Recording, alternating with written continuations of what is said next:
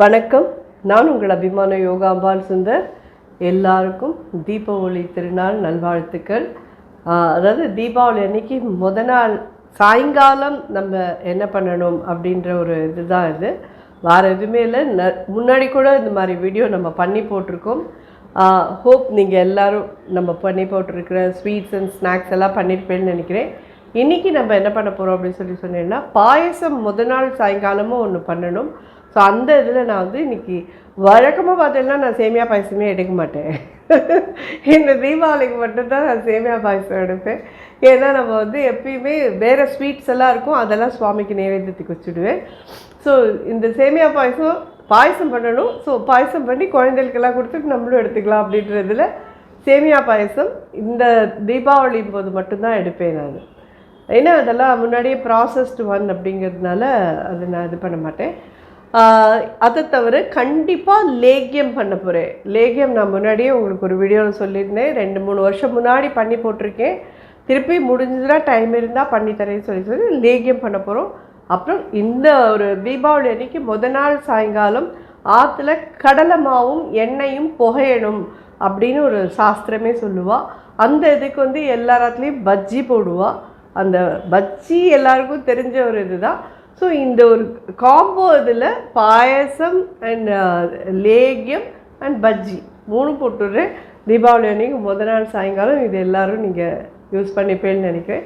நம்ம step by step பண்ணிட்டு இதை பற்றி பேசலாம்.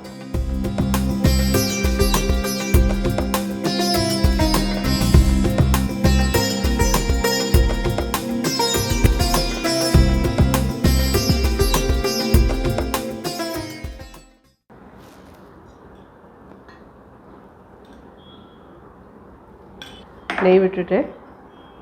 இதில்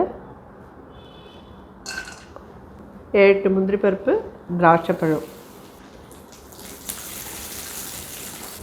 ரொம்ப சூடாகிடுத்து, உடனே எடுக்க முடியாத இதுக்கு வந்துட்டேன். பேசிகிட்டே வேலை செய்யக்கூடாதுன்றது இதுக்கு தான். யானைக்கும் அடிசருக்குங்கிறது பார்த்தீங்களா? யோகா போலும் இந்த மாதிரிலாம் சொதுப்பேன். அப்படியே சொதுப்பாமையே பண்ண முடியுமா சொல்லுங்க பார்க்கலாம். ஸோ இந்த நெய்யில் இந்த சேமியா போட்டு வறுத்துக்கலாம்.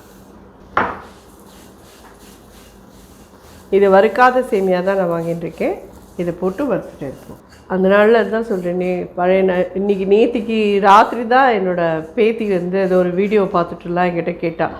அது ஏதோ தவளையில் வந்து ₹1 காயின் போட்டு வச்சுருக்கா. அந்த காயின் எடுத்து வச்சுன்னா நிறைய காசு வரும்னு சொல்கிறாளே அம்மம்மா. தவளைன்னா என்னது, பிக் ஃப்ராகா அப்படின்னு கேட்டால். பிகாஸ் இந்த நாளில் குழந்தைகளுக்கெல்லாம் அதை பற்றி ஒரு அவேர்னஸ்ஸே இல்லை. அதுதான் நிஜம். அந்த நாளில் எங்கள் காலத்தில் என்ன பண்ணுவான்னா, எனக்கு ரொம்ப நன்னா ஞாபகம் இருக்குது. எங்கள் அம்மா, பாட்டி, சித்தி எல்லோரும் என்ன பண்ணுவான்னா, பெரிய கங்காளம் மாதிரி ஒரு பெரிய தவளை இருக்கும். அதை நல்லா தேய்ச்சி அதுக்கு நல்லா சந்தன குங்குமம் விபூதி எல்லாம் இட்டு அதை வந்து கோட்டை அடுப்பில் போட்டு அதில் கீழே ₹1 காயினையும் போட்டு ஃபுல்லாக ராத்திரியே ஜலத்தை ரொப்பி கீழே வந்து ஒரு இந்த என்ன சொல்கிறது, தென்னை மரத்தோட இந்த ஓலை இந்த மட்டை எல்லாம் இருக்குது பார்த்தீங்கன்னா, அதெல்லாம் வச்சு அதை மெதுவாக எரிய விட்டுட்டு ராத்திரி வந்து படுத்துட்டுருவா. வெடிகாலம்புற 3:30 மணிக்கு போய் பார்க்கறதே அது நல்லா தலைச்சுன்னு இருக்கும். அதே மாதிரி எண்ணெயில் வந்து 5 வஸ்து போட்டு எண்ணெய் காய்ச்சணும் அப்படின்பா. நல்லெண்ணெய், மஞ்சப்பொடி, ஓமம், மிளகு, வெத்தலை இதெல்லாம் போட்டு எண்ணெயை காய்ச்சி ராத்திரியே வச்சுடுவா. அதுக்கப்புறமா அது காத்தாத வேளையில் அந்த எண்ணெயை வச்சு தேய்ச்சி விடுவா. ஃபஸ்ட்டு ஆற்றுக்கு பெரியவா யாரோ அவள் தனக்கு தேய்ச்சிட்டு அதுக்கப்புறம் அடுத்தவா கடைசி கடைக்குட்டி வரைக்கும் தேய்ப்பாது. அதெல்லாம் பண்ணினதுக்கப்புறமா கடைசியாக வந்து அந்த எல்லோரும் குளிக்க போச்சு. இந்த கங்காளத்துலேருந்து எல்லாருக்கும் ஒரு 3 மக்கு தண்ணி எடுத்தாலே போகிறோம். அதை ஒரு பக்கெட் விளாவிக்கலாம், அந்த அளவுக்கு தலைச்சுன்னு இருக்கும். ஸோ எல்லாருக்கும் குளிக்கிறதுக்கு அந்த பெரிய கங்காளம் சரியாக இருக்கும். இது வறுத்துட்டோம். அதுக்கப்புறம் எதுவும் முந்திரி பருப்பு, திராட்சை பழம் ஆன மாதிரி அடுப்பு தண்ணி விட்டுடலாம்.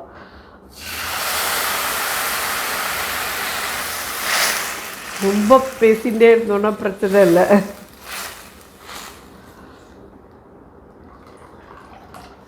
நான் எப்பயுமே சொல்கிற மாதிரி இது கொஞ்சம் தண்ணி விட்டு இதை வேக விட்டுட்டு அதுக்கப்புறம் பாலை விட்டு நிறைய நாள் கொதிக்க விடுங்க, ரொம்ப நல்லா வருது. ஸோ இது கொதிக்கட்டும். அது மாதிரி கண்டிப்பாக அந்த இது பண்ணிவிட்டு, ஏன்னா கங்கையும் லக்ஷ்மி தேவின்னு சொல்லியிருக்கிறது தீபாவளி அன்னைக்கு காத்தால 6 மணி வரைக்கும் லக்ஷ்மி தேவி அந்த காய்ச்சின எண்ணெயில் இருக்கா. அவளை அந்த தைலத்தை நம்ம பூசிக்கிறதுனால நமக்கு வந்து லக்ஷ்மி கடாட்சமும் அவளுடைய அனுகிரகமும் நமக்கு கிடைக்கிறது. அதே மாதிரி அந்த வெந்நீரை நம்ம கலந்து இது பண்ணி குடிக்கிறதுனால அவள் வந்து நீர்நிலைகள் எல்லாத்துலேயும் அந்த தீபாவளி அன்னைக்கு காத்தால 6 மணி வரைக்கும் தான் அவள் இருக்கேன்னு இருக்காள். தீபாவளி அன்றைக்கி அமாவாசை இல்லை, அதனால என்ன நம்ம 10 மணிக்கு குளிச்சுக்கலாம் அப்படின்னா நீங்கள் வெறும் ஸ்நானம் தான் பண்ணுறீங்க. நோ கங்கா ஸ்நானம். கங்கா ஸ்நானம் அப்படின்னு சொல்லி சொன்னால் தீபாவளி அன்னைக்கு காத்தால 4:30 மணி 5 மணிக்கெல்லாம் ஸ்நானம் பண்ணுறது தான் கங்கா ஸ்நானம். 6 மணிக்கு மேலே நீங்கள் யார் என்ன எப்போ எப்படி குளித்தாலும் ஒன்றும் ஒரு இதுவே கிடையாது. உங்கள் சௌரியம் முறை பண்ணிக்கலாம். அதுதான் நிஜம். இதை தப்பாக நினச்சிக்காதீங்கோ. ஆனால் இதுதான் நிஜம். இந்த நாளில் எல்லோரும் நீ தான் அமாவாசை இல்லையே, நம்ம மெதுவாக எண்ணெய் தேய்ச்சி குளிச்சா என்ன தப்பு அப்படின்னு சொல்லிட்டு இருப்பேன். 6 மணிக்கு மேலே கங்கையும் இருக்க மாட்டா, லக்ஷ்மியும் இருக்க மாட்டா. நீங்கள் வெறுமே எண்ணெய் ஸ்நானம் பண்ணுறீங்களா, அவ்வளோதானே ஒழி. அது வந்து கங்கா ஸ்நானம் கிடையாது. அதை நல்லா புரிஞ்சுட்டு நீங்கள் எல்லோரும் அதுக்கு தகுந்த மாதிரி பண்ணுவேன்னு நினைக்கிறேன். நான் சொன்ன மாதிரி அந்த கங்காளத்தில் போடுற அந்த 1 ரூபி இருக்குது பார்த்தீங்களா, அதை எடுத்து தாத்தா வந்து எங்காத்து அந்த பீரோக்குள்ளே அதுக்குன்னு ஒரு சின்ன பெட்டி வச்சுருப்பார், அதுக்குள்ளே வச்சுருப்பார். ஏன்னா அது வந்து அப்படியே நம்மளுக்கு ஐஸ்வர்யத்தை வளர்க்கும் அப்படிங்கிறது அந்த நாளுக்கு பெரியவாளோட ஒரு இது. இந்த நாளில் கங்காளம் போடுறதே நமக்கெல்லாம் வழக்கத்துலேயே இல்லை. எண்ணெய் வச்சுனா ஹீட்டரை தட்டு, அவ்வளோதான். ஹீட்டர் நேராக போய் ஷவருக்கு இருந்து குளிச்சுட்டு வந்துடுவோம். Including myself. நான் என்னையும் தான் சேர்த்து சொல்லிக்கிறேன், உங்களை மட்டும் சொல்லலை. பிகாஸ் நமக்கு எல்லாம் இப்போது சுலபமாக மாறி போயிடுத்து. அதுக்கான ஒரு அருமை தெரியாமல் இருக்குது. அட்லீஸ்ட் காசிக்கு போயிட்டு வந்திருந்தவாலாம் கங்கை ஜலத்தை எடுத்துன்னு வந்துருந்தேலாம். அதுவும் நான் சொல்கிறேன், காசிலேருந்து மட்டும் கங்கையை கொண்டுறாதீங்க யாருமே. அது விஸ்வநாதரோட சொத்து. அலகாபாத்லேருந்து நீங்கள் கொண்டிருந்தேன்னா அதை வச்சுன்னு ஸ்நானம் பண்ணுங்க. ஜஸ்ட் ஒரு சின்ன டம்ளர் மக்களை விட்டு கடைசியாக விட்டுக்கோங்க.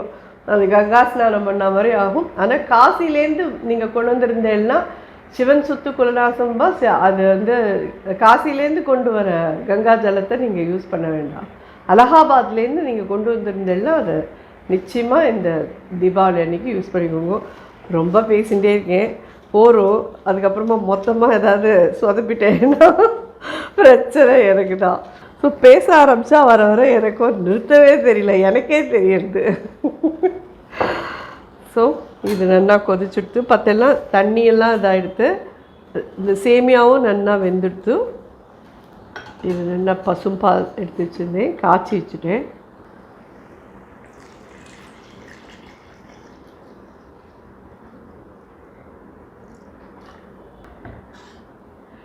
இது 1 லிட்டர் பசும்பால். நல்லா இந்த சேமியாவோடு சேர்ந்து இது இன்னும் ஒரு 1/2 மணி கொதிக்கட்டும்.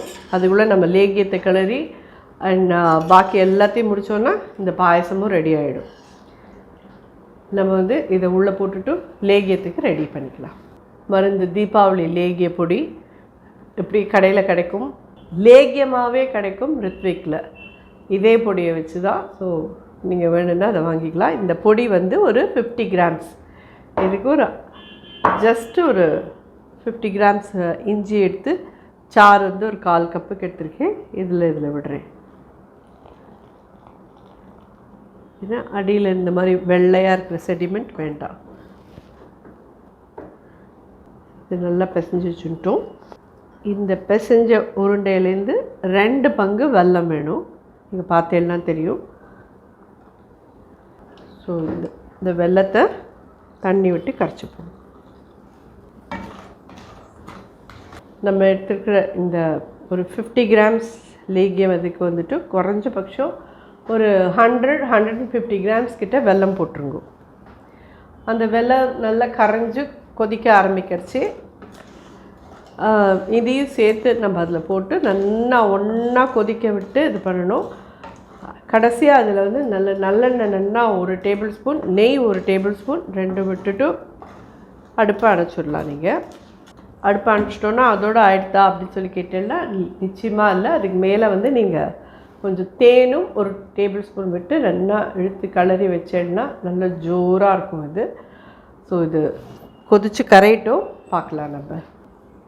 அச்சு வெல்லமாக நான் ஏன் வாங்கிட்டேன்னா இதில் குப்பை எப்போல்லாம் இல்லாமல் இருக்குது, நல்லா இருக்குது, அதனால் இதை வாங்கினேன் நான். முடிஞ்சவா அது மாதிரி வாங்கிக்கோங்க. இல்லை உங்களோட வெல்லம் வந்து குப்பை இருக்கும் அப்படின்ற மாதிரி உங்களுக்கு தோணிச்சுன்னா நீங்கள் அதை கொஞ்சம் வடிகட்டிட்டு அதுக்கப்புறம் திருப்பி பண்ணுறது நல்லது. ஸோ இது மாதிரி நல்லா கரைஞ்சாச்சு வெல்லம். இதில் இந்த பிசைஞ்சு வச்சுருக்கிற லேகியத்தை ஆட் பண்ணுவோம்.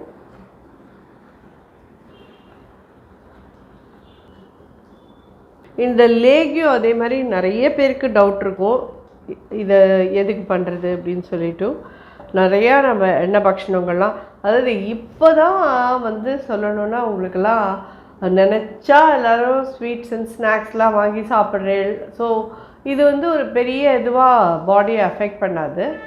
பழைய நாளில் எங்களுக்கெல்லாம் வந்துட்டு ஒன்று ஜென்மாஷ்டமி, அதை விட்டால் தீபாவளி, அதை விட்டால் கார்த்திகை போது பொரி உண்டு.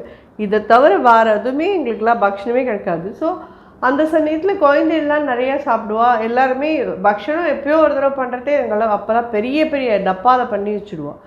அப்படிங்கிறச்சி வந்து எல்லாருக்கும் காலங்காத்தால் எழுந்துக்கிறதுக்கும் அதுக்கும் வயிற்றப்பரட்டல் இருக்கலாம், தலை சுத்தல் இருக்கலாம், வாந்தி வரா மாதிரி இருக்கலாம், எத்தனையோ இது இருக்குது இல்லையா. ஸோ அதனால் இந்த ஒரு இதெல்லாம் பித்தம் சேராத இருக்கணும், வாயு சேராத இருக்கணும் அப்படின்றதுனால இதில் எல்லா விதமான இதுவும் இருக்குது. பார்க்க போனீங்கன்னா இதில் கிட்டத்தட்ட ஒரு 15-20 ஹர்ப் போட்டு தான் இதை பொடியை நாங்கள் பண்ணுறோம். இதை வந்து கண்டிப்பாக தீபாவளி அன்றைக்கி ஸ்நானம் பண்ணிவிட்டு புது ட்ரெஸ் போட்டுட்டு சுவாமிக்கு நமஸ்காரம் பண்ணுறதே, ஆற்றுல யார் பெரியவாளோ ஒரு சின்ன கோலி உருண்டை அளவாவது குழந்தைகளுக்கு கொடுப்பா. நீங்கள் குழந்தை இல்லாமல் எடுத்துக்க சொல்லி நிச்சயமாக சொல்லுங்க. நம்மளோட இந்த பாரம்பரிய இதெல்லாம் அவளுக்கு மறந்து போயிடக்கூடாது. தீபாவளினா வெறும் பட்டாசு வெடிக்கிறது மட்டும்தான் அப்படின்னு இருக்கக்கூடாது. எல்லா இதையும் நம்ம குழந்தைகளுக்கு நம்ம தான் சொல்லிக் கொடுக்கணும். அவள் வந்து இனிஷியலி அவள் வந்து எல்லாத்தையுமே எதுக்கு என்ன 1008 கேள்வி கண்டிப்பாக கேட்பாள். அவள் கேட்குற கேள்விக்கெல்லாம் நம்ம பதில் சொல்ல தான் வேணும். அவளுக்கு எக்ஸ்ப்ளனேஷன் கொடுக்கறதுக்கு தான் நான் இதெல்லாமும் சொன்னேன். எதுக்கு லேகியம் சாப்பிடணும் அப்படின்னு சொன்னால் இதெல்லாம் இருக்கும், அதனால லேகியத்தை சாப்பிடணும். நம்ம வந்து காரியம் சொல்லாமல் நீங்கள் லேகியம் சாப்பிடணும், தீபாவளி தான், அதுதான் பெரியவாலாம் சொல்லியிருக்கா அப்படின்னு சொன்னால் எனக்கு வேணாம் போ அப்படின்ட்டு போயிடுவா. அதனால் நீங்கள் எல்லாருக்கும் எக்ஸ்பிளைன் பண்ணி இதை குழந்தைகள் எல்லாமும் சாப்பிட வச்சு நீங்களாமும் இதை சாப்பிட்டு கண்டிப்பாக இந்த லேகியம் மாதிரிலாம் இது பண்ணி கலர்றதையே எனக்கெல்லாம் அப்படியே ஆஹா இப்படி ஒரு வாசனையாக இப்படி ஒரு மருந்தா. எனக்கெல்லாம் தீபாவளி லேகியம் அல்வா மாதிரி சாப்பிட பிடிக்கும், அந்தளவுக்கு பிடிக்கும் எனக்கு. பாதாம் அல்வாலாம் கூட வேண்டாம், இது இருந்ததுன்னா அவ்வளோ ஒரு இதுவாக எனக்கு பிடிச்சி சாப்பிடுவேன் நான்.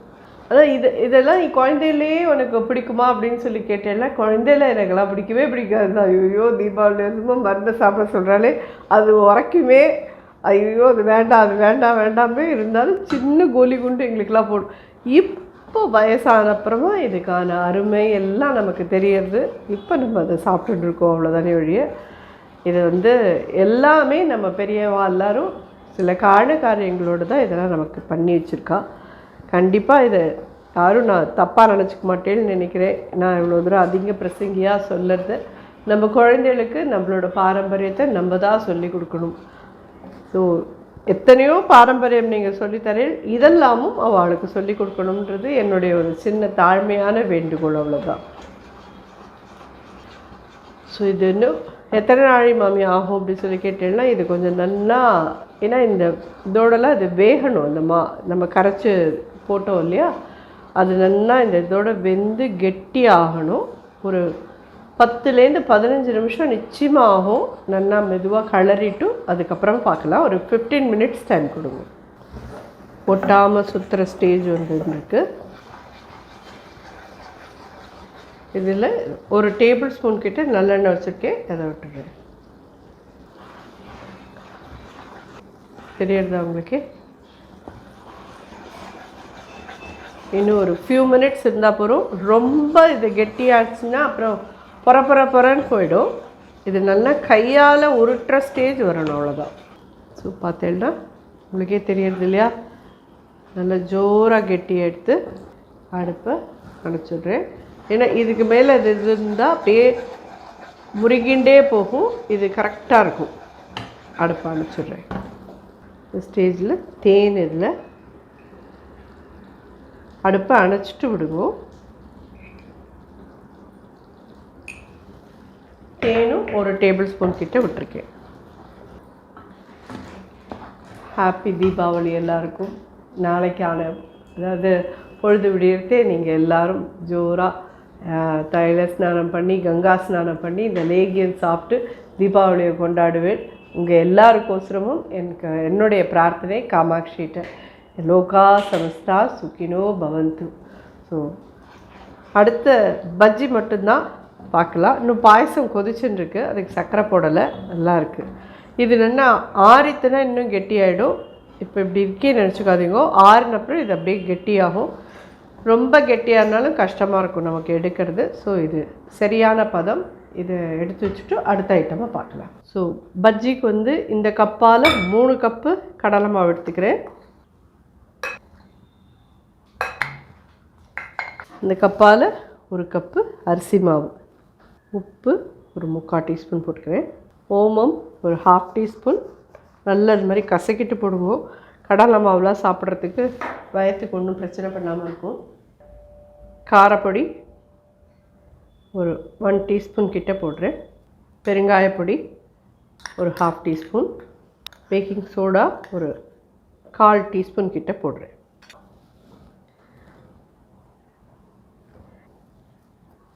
தண்ணி விட்டு நல்லா தோசை மாவு பதத்துக்கு இதை கரைச்சிடணும்.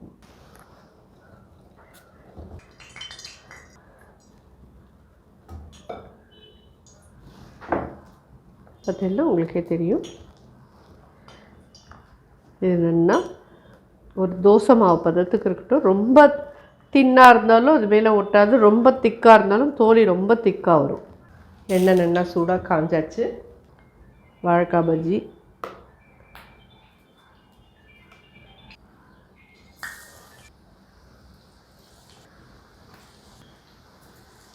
முழு வாழைக்காயை வந்து தோல் சீவிட்டு அதுக்கப்புறம் ஒரு 1/2 வந்து இது மாதிரி இது பண்ணி கட் பண்ணிட்டுருக்கேன்.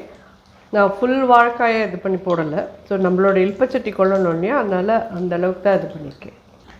சோடா உப்பு போட்டுக்கிறேன் அப்படின்னா போட்டுக்கோங்க. சோடா உப்பு எங்களுக்கு வேண்டாம் அப்படின்னா நீங்கள் எண்ணெயை நல்லா சூடானதுக்கப்புறமா இதிலேருந்து ஒரு 2 ஸ்பூனோ 3 ஸ்பூனோ எண்ணெய் நல்லா சுட சுட இருக்கிற எண்ணெயை இந்த மாவில் போட்டு கலந்துட்டு அதுக்கப்புறம் நீங்கள் பஜ்ஜி போட்டீங்கன்னா நல்லா உப்பலாக வரும். இதுவே நல்லா சோடா உப்பு போட்டுக்கிறதுக்கு அதுக்கும் நல்லா உப்பலாக வந்திருக்கு. தெரியுதா? அதான் இது வந்து தீபாவளி அன்றைக்கி நமக்கு ஆற்றுல எண்ணெயும் கடலமாவும் புகையணும் அப்படின்னு எல்லா பெரியவாள்லாம் சொல்லுவாள்.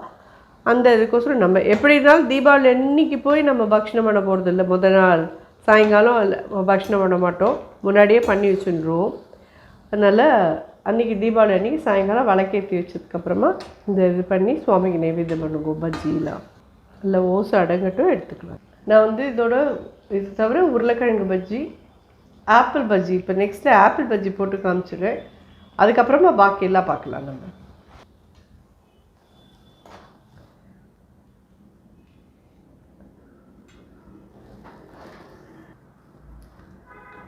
ஆப்பிள் இந்த மாதிரி தோல் சீவி பண்ணி எடுத்து வச்சுக்குவோம். இதெல்லாம் நல்லா வாஷ் பண்ணி எடுக்கும் வெந்நீர் விட்டு. ஏன்னா இந்த தோலை எடுத்துட்டேன்னா ஆப்பிளில் க்ரிப் இருக்காது.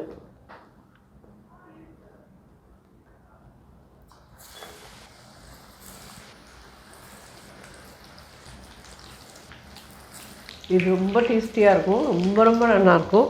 இது எங்கள் ஆட்டில் வருஷம் தீபாவளி அன்னைக்கு ஆப்பிள் பஜ்ஜி இருக்கும், வெந்தயக்கீரை பஜ்ஜி இருக்கும், இந்த மாதிரி உருளைக்கிழங்கு வாழைக்காய் இதெல்லாம் கண்டிப்பாக இருக்கும். இதை தவிர வந்து என்ன பண்ணுவோம் அப்படின்னு சொல்லி கேட்டேன்னா உருளைக்கிழங்கை வந்து போண்டா மாதிரி பண்ணியிருக்கேன். பிகாஸ் சம்டைம்ஸ் எங்கள் குழந்தைகளுக்குலாம் பஜ்ஜி வேண்டாம் சேஞ்சிங் போண்டா போடுவா அப்படின்பா. ஸோ அது மாதிரி போண்டா போட்டிருக்கேன். இது மாதிரி என்ன வேணுமோ அது பண்ணலாம். பட் கடலை மாவும் எண்ணெயும் புகையணுன்றது ஒன்று தான் அன்றைக்கான இது. ஸோ இது ஆப்பிளில் இருக்கிற ஈரத்தினால இந்த மாதிரி சத்தம் வரும். பட் இது ரொம்ப சீக்கிரம் ஆகிடும். இது நீங்கள் பார்த்து எடுத்துக்கணும். இதை ஹோப் பஜ்ஜி எப்படி போடுறதுன்னு எல்லாருக்குமே தெரியும். பஜ்ஜி நம்ம போட்டோம். பாயசத்துக்கு இன்னும் நான் லேகியம் தயாராக எடுத்துட்டேன், நல்லா ஜோராக தயாராகிடுச்சு.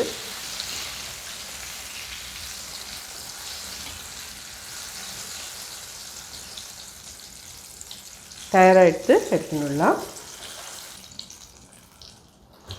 ஸோ பஜ்ஜியாக எடுத்து லேகியாக எடுத்து பாயசத்தில் நம்ம தாளித்ததெல்லாம் போட்டு சக்கரை போட்டு ஒரு 5 நிமிஷம் கொதிக்க விட்டோன்னா பாயசமும் ரெடி ஆகிடுது. ஸோ பாயசத்தை முடிச்சுட்டு பார்க்கலாம். நல்லா ஒரு 200 கிராம்ஸ் கிட்ட சக்கரை போட்டிருக்கேன். சக்கரை போட்ட அப்புறமா பாயசம் கொஞ்சம் நீர்த்துக்கும், அதனால் கொஞ்சம் அதோட கூட கொதிக்கட்டும். ஏலக்காய் பொடி ஒரு 1/2 டீஸ்பூன். இப்படி பண்ணாலே போதும், பாயசம் நல்லா ஜோராக வரும், நல்லா க்ரீமியாக இருக்கும். ஸோ சர்க்கரை போட்டு வெங்காயம் கொதிச்சுன்னு இருக்கு. இந்த வறுத்து வச்ச முந்திரி திராட்சையை இதில் ஆட் பண்ணுறோம். லேகியம் பார்த்திங்கன்னா நல்லா கெட்டியாக எடுத்து இப்படி கையால் எடுத்து உருட்டினா ஜோராக உருண்டு வரும். கையில் ஒட்டாத எப்படி ஜோராக உருண்டு வந்திருக்கு தேலா. ஸோ எல்லாமே தயாராக எடுத்து நீங்கள் எல்லோரும் இந்த தீபாவளியை சிறப்பாக சந்தோஷமாக ஆரோக்கியத்தோடு நல்லபடியாக ஜாக்கிரதையாக கொண்டாடணும்னு நான் பிரார்த்தனை பண்ணிக்கிறேன் அம்பாள்கிட்ட. எல்லோரும் எல்லாத்தையும் பண்ணிவிட்டு எப்படி இருந்ததுன்னு சொல்லி எனக்கு கமெண்ட்டில் சொல்லுங்கள். நன்றி, வணக்கம்.